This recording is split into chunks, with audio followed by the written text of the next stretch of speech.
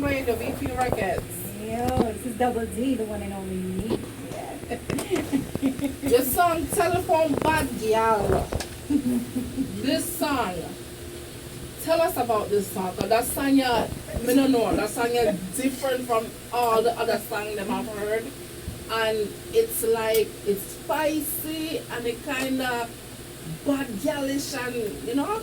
Well, it's kind of all of my personalities wrapped up. I'm a singer, I'm a rapper, and I'm a DJ. Yeah. And I'm also a comedian. So I write, sometimes when I'm writing, I write from all these perspectives. Mm-hmm. So some parts of it is true, because I pull elements from real life and I add some fiction to it. Right. So I remember about 2 years ago, I was keeping a dance in Jamaica, and I hired this selector. And this is a little boy I know, a guy I know from a little baby, Yeah. and I felt it was a good opportunity to give him a chance to select on my dance.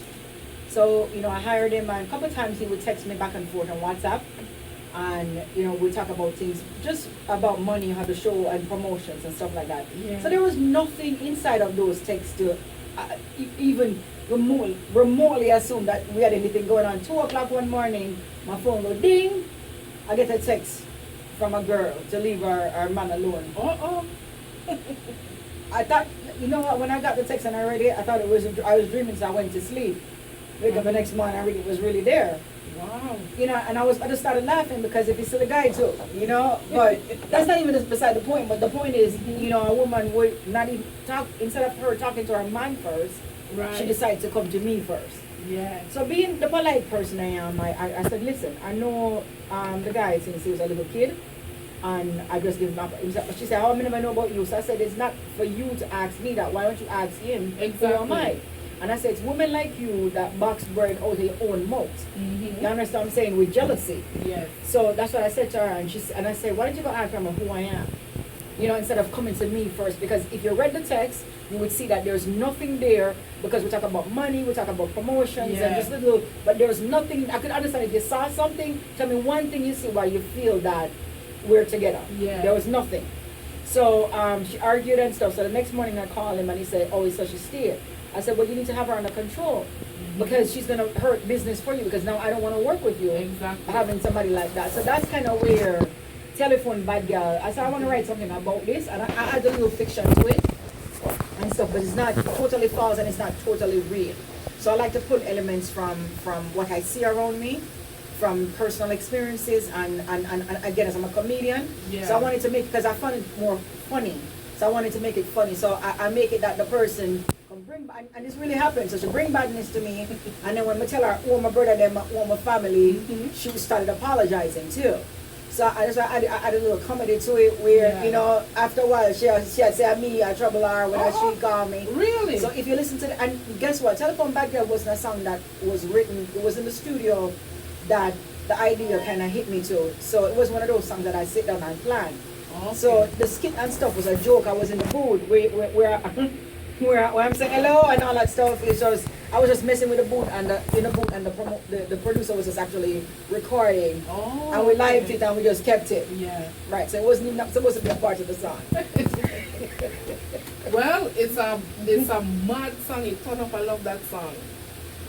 The next song now is called Birthday Love. Well, I said Birthday Love for radio purposes. People, the song was premiered here on the Reggae King Radio, and I tell you, the song did have to pull up again. and again. Tell us about that Birthday. song. Alright, so first thing I want to say, I'm what you call an accidental artist. I'm actually on a label called Vision Music, and I have 2 artists signed to the label. One actively I'm working on, which is Sean Ice. So Sean Ice and I, we went, before he was signed to the label, we went to a show to work separately. Yeah.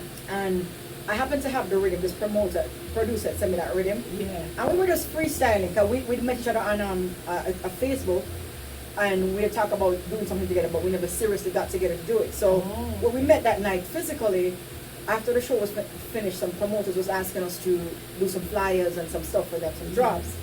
And so I played a rhythm and I was freestyling my part, which at the time it wasn't conclusive like as it was now in the song. and song starts, and somebody was taping, Oh, okay. right? And so after we never paid any attention to it, then the song, the clipping started going viral. People started cheering, the birthday sets. Yeah. So at the time I didn't have the unanana yet, just the other parts. It was just so It was coming together. coming to right. We didn't have the other parts. So, but we were surprised at how people were responding. So we started talking and saying, you know what, we really have to get together and do this song. So Sean lives in Gaithersburg and I live in the Baltimore area. So we live apart. So we had to write the song and send some pieces to each other Yeah. to kind of put it together. Uh-huh. We're also booked for another show that October, and we got together, practiced the song that we finished writing now, and Yeah. we premiered the song at that show. It was Daniel Snoon's Legacy last year, 2015. Oh, okay. And we were surprised the song get much pull up. That was the Of first course. time it was playing live. So we're like, okay, no, we really got to go to the studio and record this song. Yeah. So at this point the song wasn't even recorded yet when we did it live. Yeah. So the response made us say, oh my God, they've never heard this song like in its entirety before. Mhm. This was the first time they was going to hear it entirely. And so that's how we got together, recorded it, and shot a video.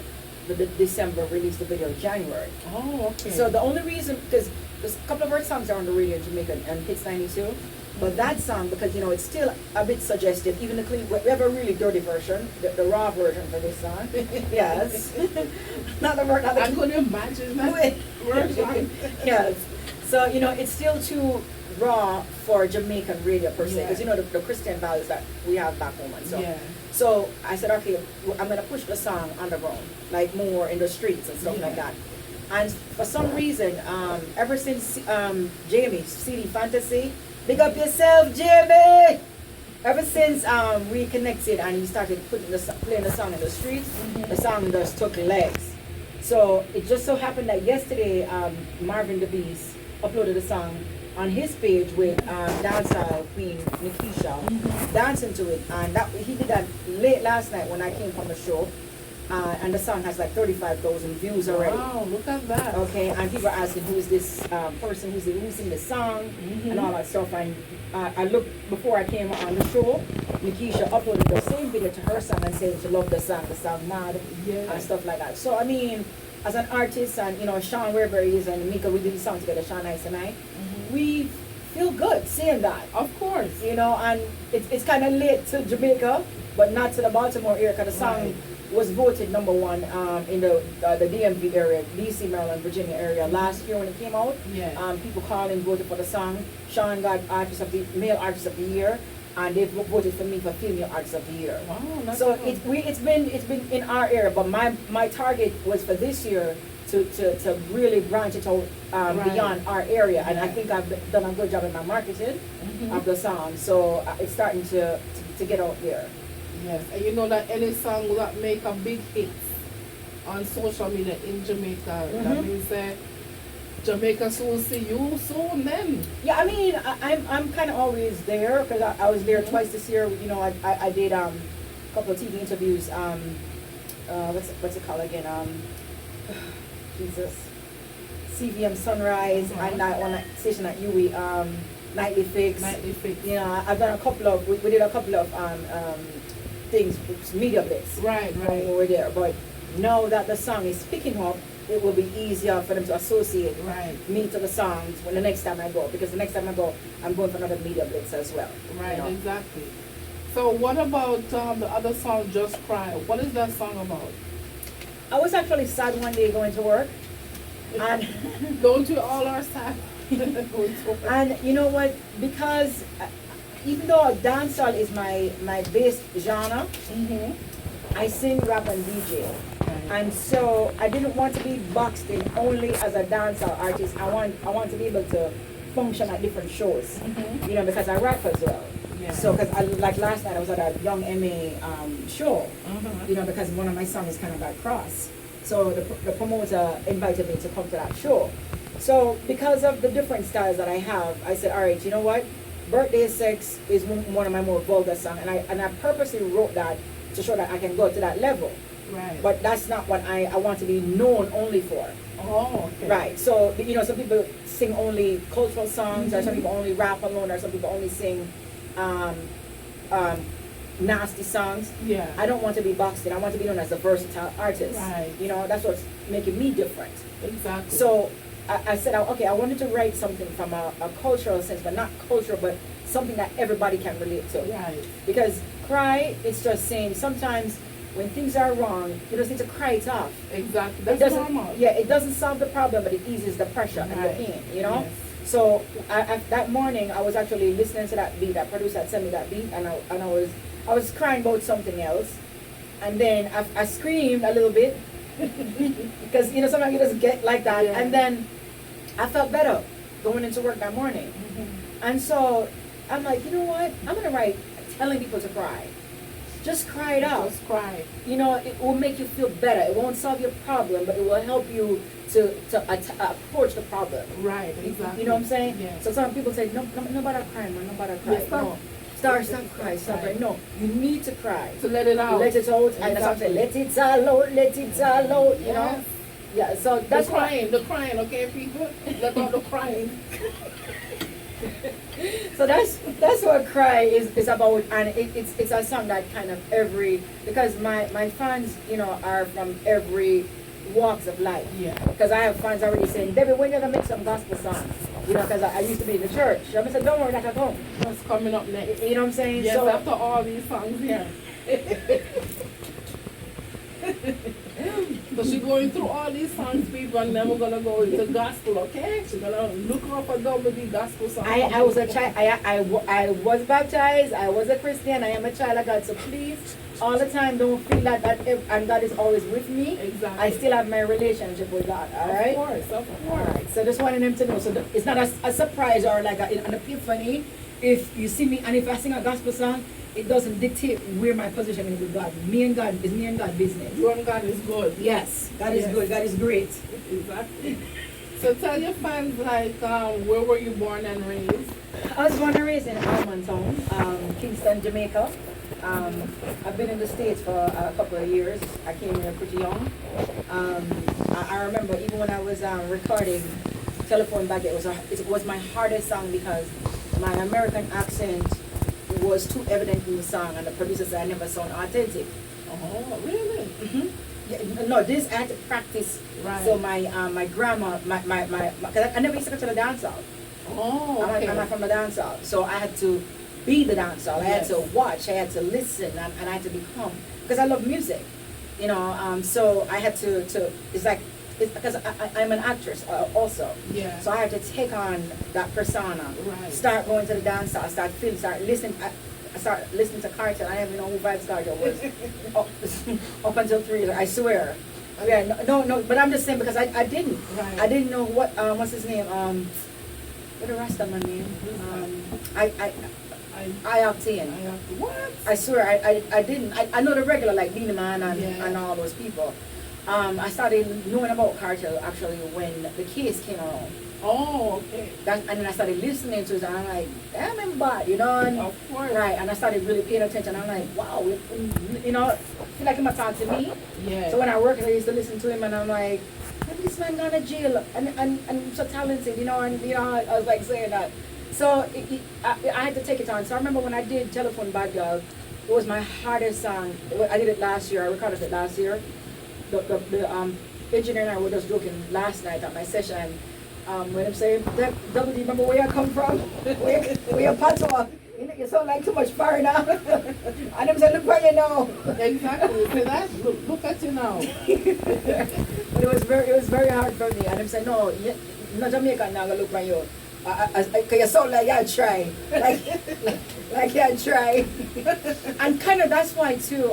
In a couple of my songs, you'll hear it. They're hybrids. Right. Yeah, Because I heard it in one of these songs. You're going from the American. to Right, I do that. the- I did it in Telephone Bad Girl. Yeah. And when I say you must be tripping with you, no, yeah, right. I was right, man. I go back again. I was like, what is? Yeah, I use.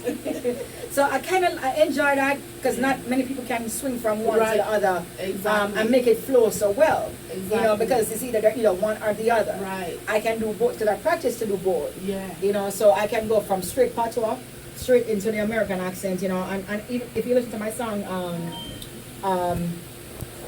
Chest Full of Shatty, it's one of the songs I'm promoting now. You know, It's half rap, yeah, half rap, half DJ. Oh, okay. Yeah. So I Yeah, I but can't just wait to to let hear you that think song. me don't. Yeah, I like it. So when did you first become interested in music? At a young age or? Alright, I've always been in love with music in my head. And I remember but I wasn't involved in Jamaica in music.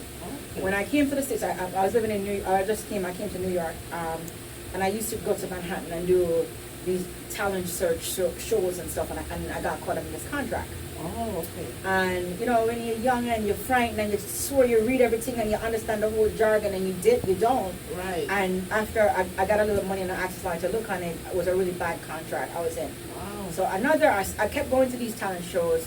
Malik Joba owned, I think, Club de Marara at the time. Don't know if he does now. I used to go to them and Talents Coast used to come out and stuff. So I just quit music because I couldn't do anything for 6 years. That's how long I was tied up for, and in the contract. And they had they wrote it so they can continue as long as they wanted. Really? Yeah, they wrote it so, but you don't understand these things. Yeah. But I already signed. Yeah. So I just quit music at that point. But I wasn't singing reggae. Oh, okay. You know, it was like more pop, that kind Right, of more stuff. pop, more Right, American. more American type stuff. So I wasn't singing reggae then. So I just left music and I hated music. But music is in me and in my blood. So, I left, I went to college, my life changed, I'm going in a different direction. Right. I have my family and all that stuff. And the contract was No, after a while, because if I put out music, they would own it. Right. Yeah. So I wasn't doing anything. So a couple of years went by, I wasn't paying music any attention. But I would still go to karaoke's and stuff Yeah. to kind of find a way to get the music out of my system. Of course, yeah. So in 2013, I decided that, you know what, it was still in me, but I didn't want to be an artist. So I formed my record label, Division Music LLC. And my goal was to sign artists and because I saw my friend promoting artists online. Yeah. And I said, what happens, because I heard some talented people. So I said, what happens after you promote them? He says, I don't know. My job is, I get paid to put them on internet, Yeah. And I said, maybe I should find a sign. That's how that idea, Yeah. pick up yourself, follow, you don't know the thing said. Yeah, so he was the one that I got that idea from, like based on what he was doing at the time. Oh. And I started Division Music, I invested in it, and I didn't know anything about the business aspect of music. So I had to do my research, and I spent about 3 months doing that. Yeah. Because nobody's going to give you that information. True. I was supposed to be an attorney, so I'm very good at interpreting laws and legal documentation. Yeah. And so I'm like, okay, so this is what I need to do, and then I signed my first artist in Jamaica. But at the time, I didn't realize that just because an artist have a bad song, you sign them. You have to see that the artist is hungry, willing to do the groundwork and all that kind of stuff before you sign an artist. Exactly. But I didn't know that. I feel, I have a bad tune, this is it. So I kind of learned from that signing. So I approached the business a lot differently. Different. Yeah. So now, it's me and Sean on the label that I'm actively pushing. Oh, okay. That's So good. I'm a label owner. And how I became an artist, actually, sorry. I went to shoot a video for the artist in Jamaica. And once we were there, I had a song that I wrote a couple of years ago. It's called Real Hard. And we were in the studio doing his thing, and he heard the song on my phone. And I said, "Double me love that song, I want to write something." I said, "All right, cool, I'm going to get a girl to do that." They said, "No, man, the way you sing it, that you want to do it with me, man." I'm going to say, no. I had no intention of being an artist. And he convinced me, I said, "All right, I'm going to do this one song with you." So we did the song, Real Hard. It's online and everything. And then when I sent it to Dalton, Lita and stuff, I'm like, "No, man, Double A, come give me some more song," because he would play it. Play it. And I'm like, oh my God. So that's when I went back and wrote Telephone Bad Girl. Oh, okay. And Love Hate. So that's when I went back and wrote those 2 songs. So I still really wasn't taking the music thing as an artist very seriously. Right. I know the labor part is very serious because that's my business, that's my money. Yeah. So that part has always been serious. The artist part I wasn't taking seriously until Birthday Sex. Oh, okay. So that was November last year. So I stepped in the ring about February last year as an artist. Birthday Sex emerged about November. Oh, okay. Yeah, professionally, me was done recording and stuff. So I'm like, okay, so people really like me. Like I'm like, Yeah, I have on my fan page, Double D, Facebook. I have 26,000 fans, and I just started my IG page late this year. My fan base is growing there as well. Yeah. My Facebook has verified my page, and I have my Vivo account, all these things. So I see that they actually like my music and stuff, and fans are really gravitating towards me. So that's when I'm like, okay, I am an artist. I'm an official artist. So that's how it was the plan. But this is how I'm here.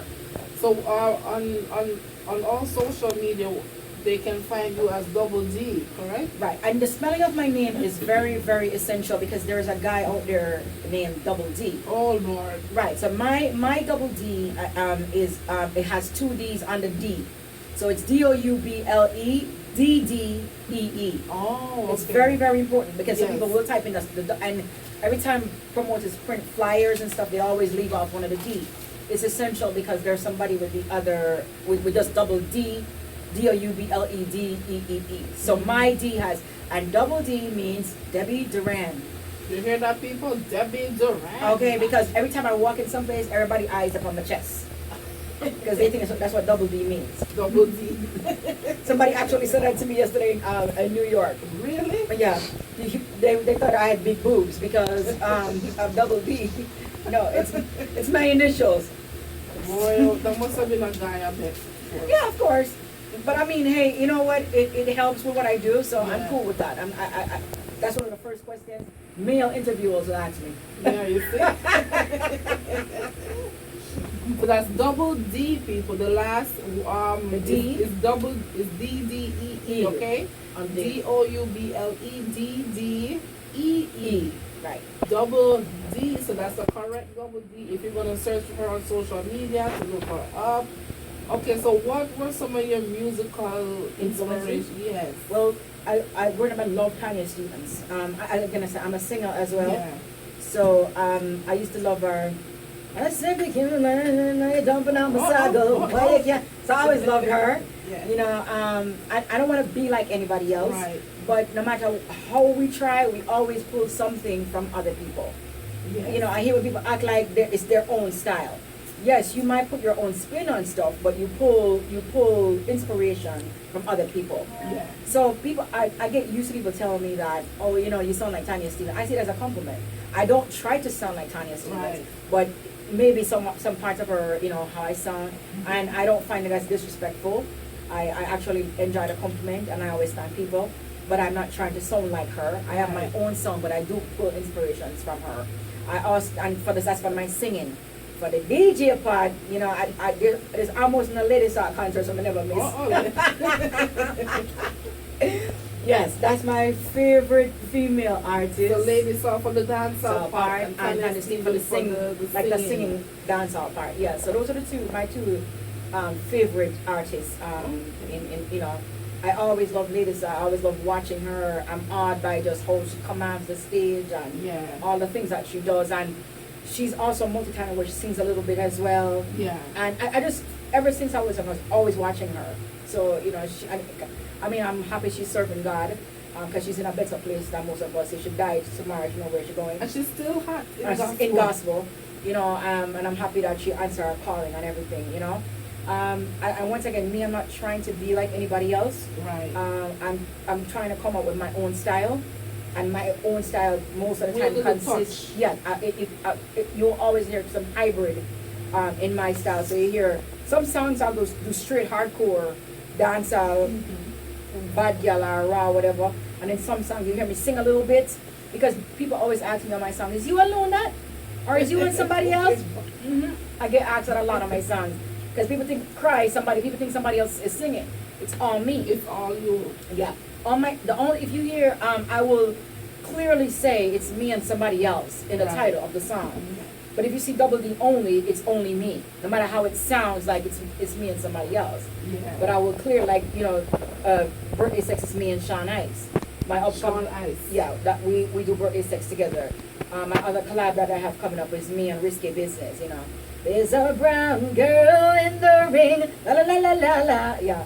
So, but all my songs are on me. So we're going from birthday sex to brown girl in the ring. That's a dance song for the girl. Yeah. And again, when I'm writing, I think about the real world, what's happening. And right now it's some people want me browning, some people like them complexion the way it is. Yeah. So I'm trying to pull in that song, you know, it's about girls gathering a ring and come skin out and wine and go up in your head or whatever you want to do. Yeah. It doesn't say what you need to do. Right. Exactly. Like you need a puppeteer or whatever. You don't need to do anything. You just need to come out in the ring Just be and just yourself. be yourself. Mhm. And you know, there's parts where there's a black girl in the ring. Oh. So I start the song like because she's the lighter one. Yeah. So I'm the dark one. So there's a black girl in the ring. La la la la la Your la la brown la. skin. I told me that foreign man, you know, so me that foreign, you know, but I'm a black girl, you know, by standards, but she is light skinned. Okay. So she has a part. So it's really saying, brown and black in skin tone no matter. All the man them want to see how things matter. You know, the ring bust the ice in the freezer. Show them how the girl what them call you the pleaser. So it's just no matter your complexion. Yeah. Now, when it comes to dancing, man don't care about your complexion. Exactly. And I watch one of the ring and over thing I move more. You understand? Who have the double D? Yeah, man, the business with you, whether you're brown and you're black, man. as long as you have it, you know. So that's what that song is about. Yeah. Coming soon. So is there any well-known artists you would like to collaborate with in the future? Well, internationally, Yeah. I would love to do a reggae song with Rihanna. Rihanna? Yeah, Oh. yeah, something reggae. Because I remember when I wrote my song Love It, I was thinking like that would be for her. I have a song called Love It. Because I listen to artists and I listen to what, you know, that would be something I would like to do with her, per se. Yesterday when I went to that Young MA show, the intent was to get to meet the manager because on my song Chest Full of Shotty, I think we could do a remix. Right, yeah. You know, but again, things didn't work out the way I left early yesterday. But that was the intent of going to that show. So because I love hip hop. I'm a hip hop head. You know, I'm hip hop more than dancehall. I just start really dancehall just become a part of me because I'm a dancehall label. Right. So I have to immerse myself in dancehall. But I'm a Exactly. hip hop head, you know.